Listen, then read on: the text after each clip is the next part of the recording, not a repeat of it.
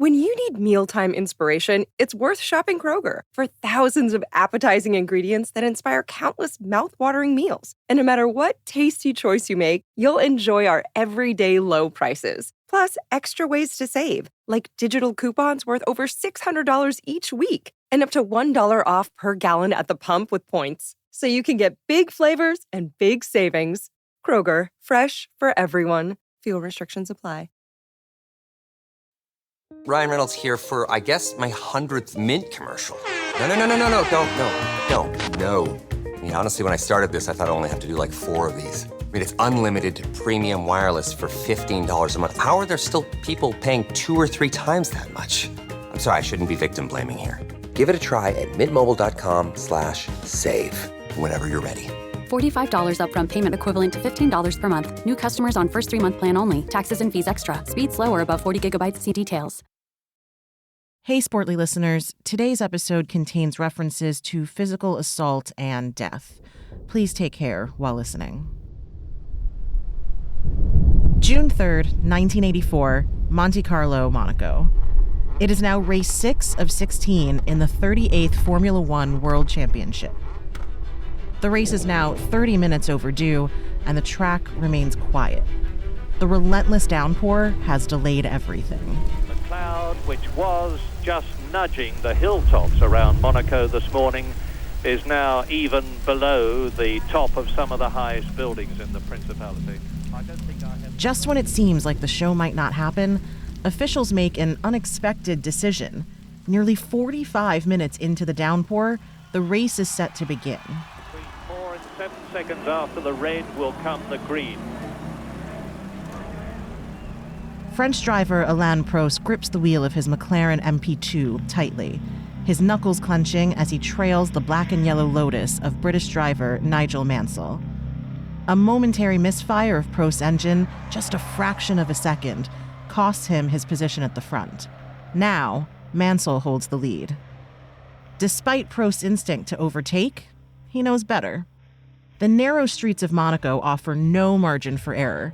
A driver who loses control here is quickly punished by the unforgiving concrete walls and metal barriers, a lesson Prost learned the hard way 2 years earlier when he crashed with only 3 laps remaining. South Africa and Brazil, and there goes Prost, off, as did Arnoux. My goodness, what about the craziness? By lap 15 of the Monaco Grand Prix, Mansell's Lotus begins to struggle. The rain-slicked track takes its toll, and Mansell slides into a barrier, damaging his rear wing. The car wobbles precariously as the storm winds catch the broken wing. Up the hill, he loses it, as you see, flings on left lock, the car spins round, Nigel looks, there's nothing he can do about it, out of the Rascat now. Prost seizes the opportunity to reclaim his position. His heart is racing, fast. The rain intensifies, and behind him, Ayrton Senna, an unknown rookie from Brazil, is piloting his Tolman Hart with remarkable precision. It's lap 19, with visibility almost non-existent, yet Senna almost seems entirely unaffected. And he's not just following Prost, he's closing in, fast.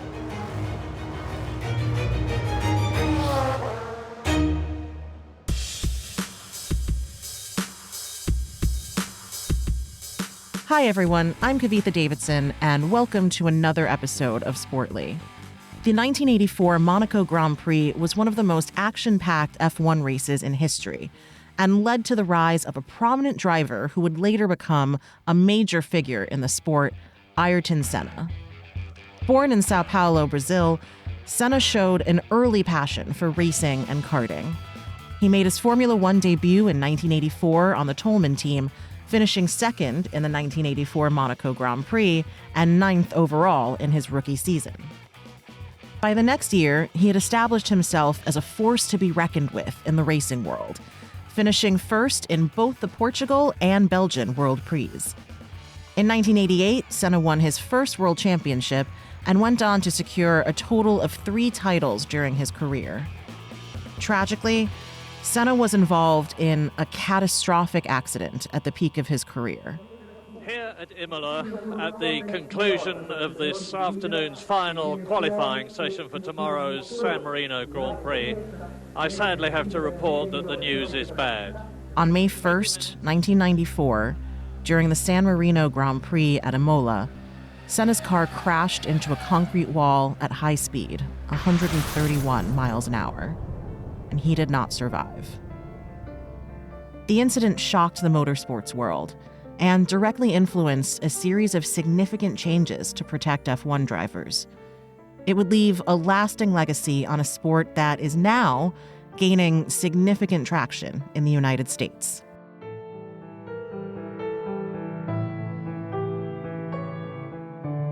But let's start at the beginning. Since the invention of the automobile, car racing has been part of Western culture. As soon as cars hit the streets, impromptu street races followed. It should come as no shocker that the same culture in which elites enjoyed horse racing and competition, and which held industrial expositions, naturally embraced automobile racing and luxury car culture. For many, cars became the new status symbol, where skill, speed, and the ability to afford both could make or break you, like horse racing, but with engines. Early organized auto races were highly exclusive, and the wealthy were heavily involved. Take the Gordon Bennett Cup of 1900, founded by the media mogul of the same name, or America's Vanderbilt Cup in 1904, which mirrored Europe's motorsport excitement. These early events were about more than just racing. They were social spectacles for the elite. This set the stage for what would eventually become Formula One. The modern era of F1 racing doesn't really kick off until 1947. That year, the Fédération Internationale de l'Automobile, or FIA, is established and brings in standardized rules and regulations. This is a game changer. It gives the sport a solid structure for teams, drivers, and races to follow. Then comes 1950, the year that truly makes Formula One what it is. The FIA announces the Grand Prix World Championship, stringing multiple races into a single global competition. It's the first time that the best drivers, the fastest cars, and the most iconic tracks all come together for one grand event, setting the stage for F1 to become a global racing phenomenon. One of the biggest traffic jams ever occurred last Saturday, when every road leading to Silverstone, Northamptonshire, was packed nose to tail for 30 miles. Eventually, 150,000 got in, including Peter Watson, who is going to tell us about the event of the day. Here is motor racing history being made. The European Grand Prix, the first ever at Silverstone, honoured by the presence of the King and Queen and Princess Margaret, were greeted by the President and officers. Today, Formula One racing captivates millions of fans around the globe every year. In 2023 alone, more than 6 million people attended F1 races in person. Now, what sets F1 apart from other motorsports isn't just the thrill of the speed. It's the blend of cutting-edge technology, precise engineering, team strategy, and driver skill. This dynamic combination makes Formula One the pinnacle of racing for millions of fans worldwide. In F1, teams are composed not just of drivers, but entire swaths of designers, engineers, and builders. Unlike NASCAR, where one driver and car typically make headlines, F1 allows each team to field up to 2 drivers. And one of the sport's most unique aspects is its custom-built cars. Each team designs and constructs their vehicles from the ground up. No 2 cars are exactly alike, and the development and design process is just as critical to a team's success as the races themselves. Every driver on a team begins the season with the same car model, but as the season progresses, the cars can be modified to suit each driver's unique style. The sport features 2 major championships.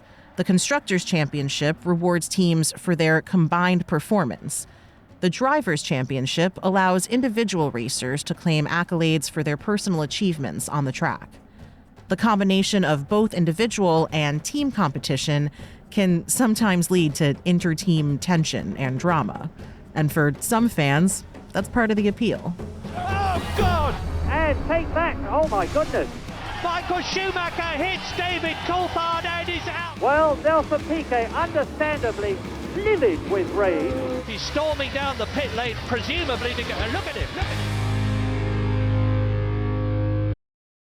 When you need mealtime inspiration, it's worth shopping Kroger for thousands of appetizing ingredients that inspire countless mouth-watering meals. And no matter what tasty choice you make, you'll enjoy our everyday low prices. Plus, extra ways to save, like digital coupons worth over $600 each week and up to $1 off per gallon at the pump with points. So you can get big flavors and big savings. Kroger, fresh for everyone. Fuel restrictions apply. But we really cannot talk about Formula One racing in the 2000s without mentioning Red Bull and its dominance in the previous decade. Red Bull gives you wings. Red Bull is known for its investments across various sports, like motorsports, esports, and even unconventional sports like ice climbing, LGBTQ+ ballroom culture, and cheese rolling. And they're also heavily involved in a sport that we've covered before on Sportly, braking. Now, this diverse portfolio enhances their brand appeal and is a major part of Red Bull's marketing strategy. While Red Bull began as an investor in existing F1 teams, they now own 2 teams of their own. Since 2009, Red Bull has established itself as a major player in F1 with the help of talented driver Sebastian Vettel. Vettel's rise with Red Bull was sudden and nothing short of meteoric. He's renowned for his fast and aggressive racing style, even in qualifiers. In 2010, he becomes the youngest ever F1 world champion at only 23 years old and secures 4 consecutive titles from 2010 to 2013. Red Bull's performance suffers following the introduction of turbo hybrid engines in 2014 as Mercedes begins to gain momentum with British driver Lewis Hamilton. However, Red Bull quickly retakes their position in 2021 with the rise of another star driver, Max Verstappen. Verstappen had already broken records in 2015, starting his career as the youngest driver in the sport's history at just 17 years old, and becoming the youngest ever race winner the following year. His rise continues with Red Bull, quickly becoming their number 1 driver, ending Mercedes' 7-year reign in 2012 and winning back-to-back titles the following 2 years. Red Bull's 2021 season leads to a fierce rivalry between Verstappen and Hamilton, often resulting in verbal disputes and wheel-to-wheel contact on the racecourse. This rivalry reaches its peak at the conclusion of the 2021 season in Abu Dhabi, with Verstappen breaking Hamilton's winning streak, in which he had won every championship from 2014 to 2020, except for one. Hamilton sees it coming. It's a late lunge by Verstappen, who takes the lead of the race. Verstappen now snatches the championship trophy from Lewis Hamilton, who's trying to find... Now, recent speculation suggests that Red Bull's dominance may be waning, and it might once again be the result of engineering difficulties. After the Monza Prix in August, Max Verstappen remarks that winning the 2024 World Championship seems, quote, not realistic without substantial changes to resolve ongoing vehicle issues. Now, this brings us to Lewis Hamilton, the man himself. Hailing from Stevenage, England, Hamilton's ascent to Formula One stardom is also monumental. Born to a British Grenadian father, Hamilton has faced challenges that have shaped his career, speaking very candidly about his experiences with bullying in childhood and his experience as a black driver in a mostly white sport.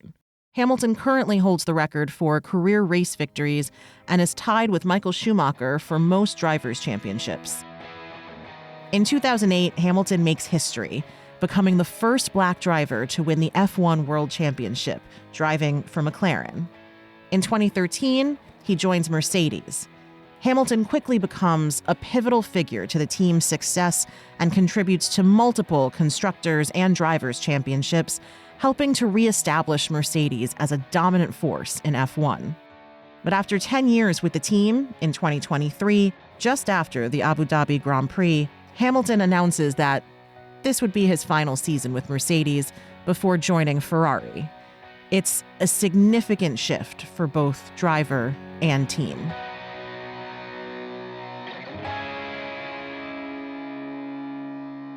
As we reflect on the impact of racers like Senna, Verstappen, and Hamilton, and teams like Red Bull and Mercedes, it's clear that the sport itself has undergone some remarkable transitions, and so has the racing scene itself within the United States. NASCAR, always forward. Historically, NASCAR has been the more popular racing format in America. Its connection to working-class, blue-collar American identity, particularly in the South and Midwest, contributes to its widespread appeal in these regions of the U.S. But with that popularity, NASCAR has also picked up some stereotypes as redneck or trashy. Stereotypes that are reinforced by shows and movies, as you can hear in this classic line from Ricky Bobby in Talladega Nights. I'm the best there is, plain and simple. I mean, I wake up in the morning, I piss excellence, and nobody can hang with my stuff. I'm just a big, hairy American winning machine. If you ain't first, you're last. Don't talk about other depictions in Cars, Logan Lucky, and South Park continue to cement this derisive image in American culture. However, the past decade has seen a significant shift in the reputation of motorsports, as Formula One, an elite sport with deeply European roots, has gained considerable traction among American audiences. This changing dynamic is reflected in the numbers, which clearly illustrate the competition between NASCAR and F1. In 2022, F1's Miami Grand Prix brought in 4.9 million American households, while NASCAR's Goodyear 400, which aired at the same time, reached only 2.5 million households. Notably, although NASCAR ran 90 minutes longer, just 7% of F1 fans tuned in, whereas nearly twice that amount of NASCAR fans watched the F1 race. Though this trend not only highlights NASCAR fans' willingness to explore F1, but also underscores how F1 is establishing a strong presence in a market traditionally dominated by a more localized racing format.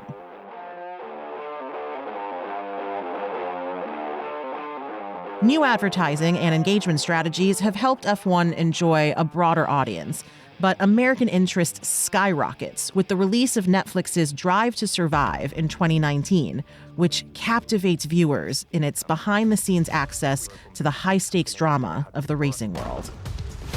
I am confident. I know how much work we've done. This is not going in Drive to Survive. The series gives an inside view of the world of F1 racing, focusing on the drama, the rivalries, and the personal stories of races on the 10 F1 teams. By using a narrative-driven approach to follow the racers, the series makes the sport accessible to hardened fans, as well as audiences who are not familiar with Formula One, presenting it almost as both a competitive sport and reality TV. Drive to Survive is so successful in growing the popularity of F1 that other sports have released similar docuseries on Netflix in an attempt to capture that trend, sports like tennis and golf. What's more, the rising popularity of Formula One in the United States is representative of broader trends in the globalization of sports. As more people connect through social media and online platforms, sports that used to have mainly regional and national followings are now reaching global audiences. F1's push into the U.S. market is a perfect example, drawing in a wider crowd that's into the luxury, excitement, and drama as much as the racing itself. The globalization of sports brings economic benefits as countries and cities hosting major international events experience boosts in tourism and local business. Cities like Miami and Las Vegas are capitalizing on F1's newfound popularity, investing in infrastructure and marketing to attract not just race attendees, but also global viewers who tune in from their homes. As F1 continues to carve out a place for itself in the U.S., it opens the door for exciting new events like the upcoming Circuit of the Americas, or COTA, in Austin, Texas. The 2024 F1 season has already delivered some great races and intense competition. Max Verstappen leads the charge for Red Bull, securing 7 of their 8 victories, which represents nearly half of the season's races. It remains to be seen whether he will maintain that momentum through the rest of the season, or if the concerns that he had about engineering issues will derail Red Bull's quest for another world championship. With COTA just around the corner, all eyes will be on Lewis Hamilton as he seeks to break his dry spell this season. Despite flashes of greatness, Hamilton has claimed only 2 victories in 2024, one of which was the result of a disqualification, marking what some are calling the worst season in his illustrious career. His teammate George Russell has fared slightly better, but Mercedes is still struggling to keep up with the season's current frontrunners, Red Bull and McLaren. Lando Norris, racing for McLaren, is a driver to keep an eye out for in Texas this October. Norris is as well known for his charisma as his consistency on the track, making him an indispensable part of McLaren's resurgence in F1. With 3 wins under his belt, one of which was in Miami, it'll be interesting to see how he performs in COTA. Despite Norris having fewer wins than Verstappen, McLaren leads Red Bull by over 41 points in the Constructors' Championship, with some fans already confident that they'll be the ones to win this season. Fans in the United States are buzzing with excitement for the upcoming U.S. Grand Prix at COTA in Austin.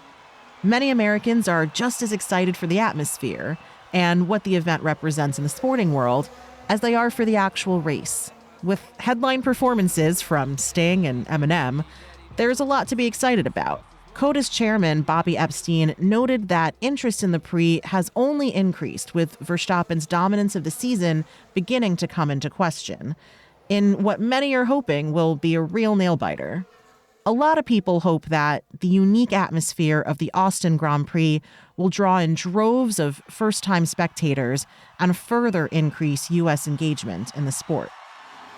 This episode is brought to you by Allstate. Some people just know they could save hundreds on car insurance by checking Allstate first. Like, you know, to check you have the tickets in your wallet first before you drive 2 hours to the big game. Seriously, you had one job. Now the closest you'll get to the 50-yard line is parking lot D.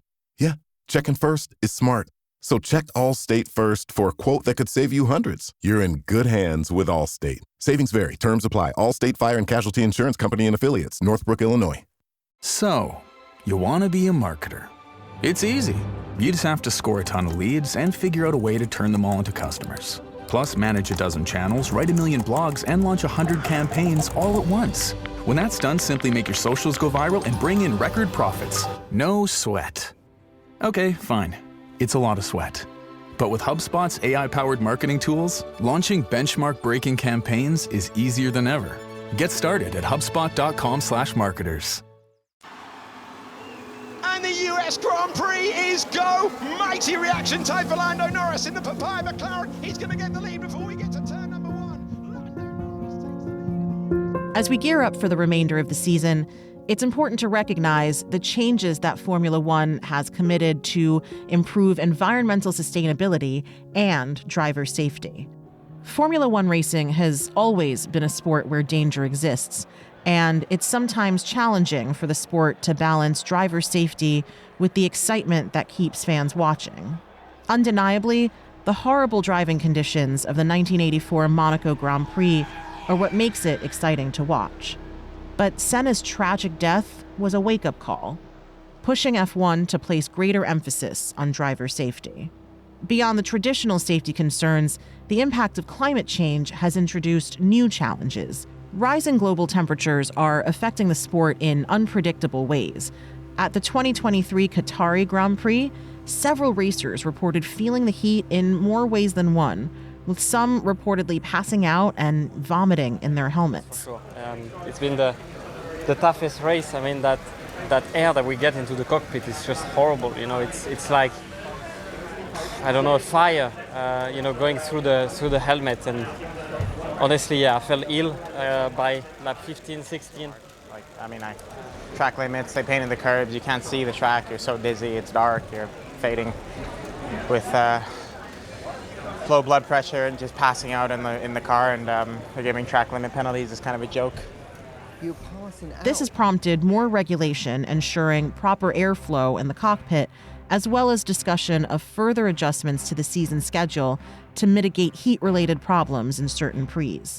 At the same time, F1 is leading the way in sustainability efforts to curtail these problems.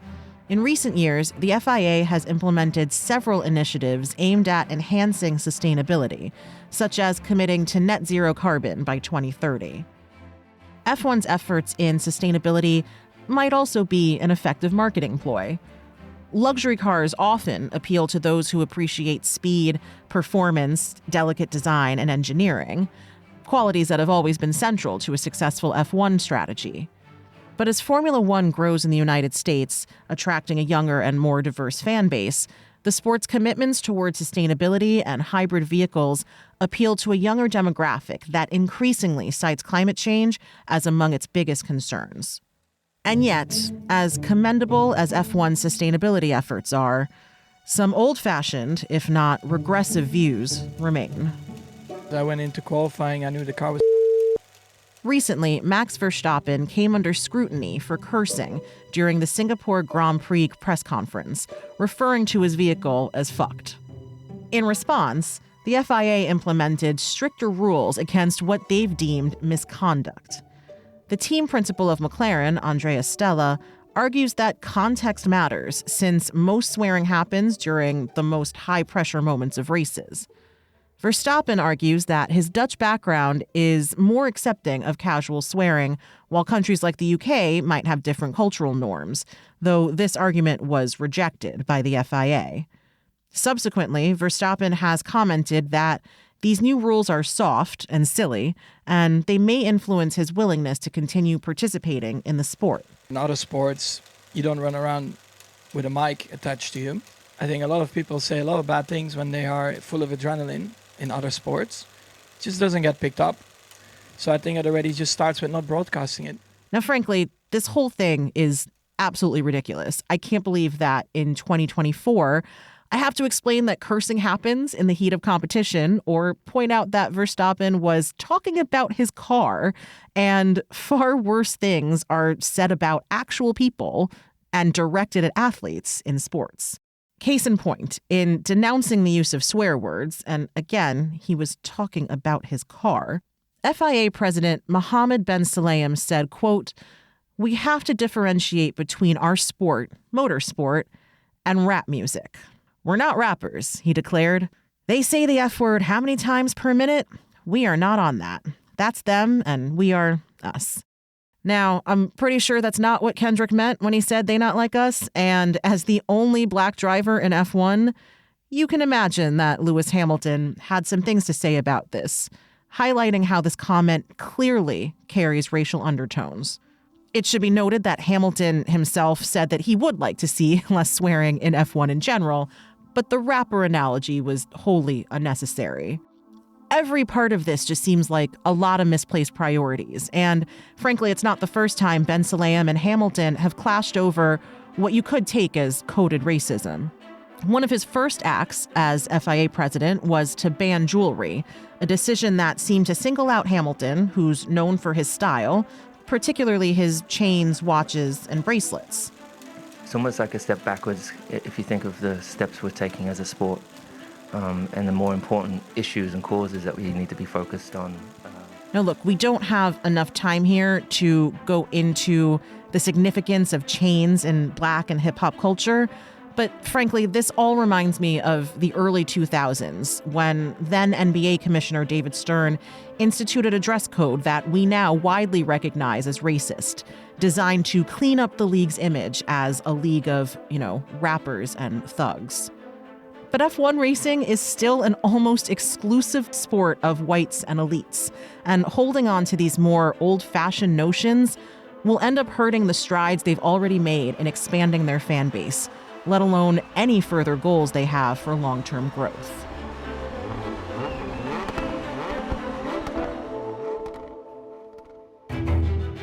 As we conclude our discussion on Formula One, we reflect on the thrilling scene from the 1984 Monaco Grand Prix, a vivid reminder of the sport's inherent danger, drama, and unpredictability.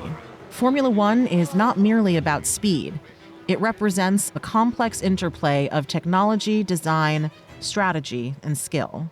Iconic figures like Lewis Hamilton and Ayrton Senna have not only redefined success on the track, but also sparked vital conversations about diversity and inclusion in sports. The growing interest in F1 within the United States reflects broader transformations in how we engage with sports in an increasingly globalized world. Additionally, we can't overlook the media's power in shaping our interests, with shows like Drive to Survive playing a pivotal role in elevating the sport's popularity. As we gear up for the upcoming United States Grand Prix, we're left to ponder the future of F1, both globally and in the American market. Will Red Bull's dominance finally be challenged? Or will they address Verstappen's concerns and claim yet another championship? Can Formula One sustain its newfound success in the United States? Or is this surge merely temporary? And what about Lewis Hamilton? Might we see Ferrari emerge as the sport's next powerhouse under his guidance? We'll certainly be watching closely as the season unfolds, eager to see how the championship shapes up.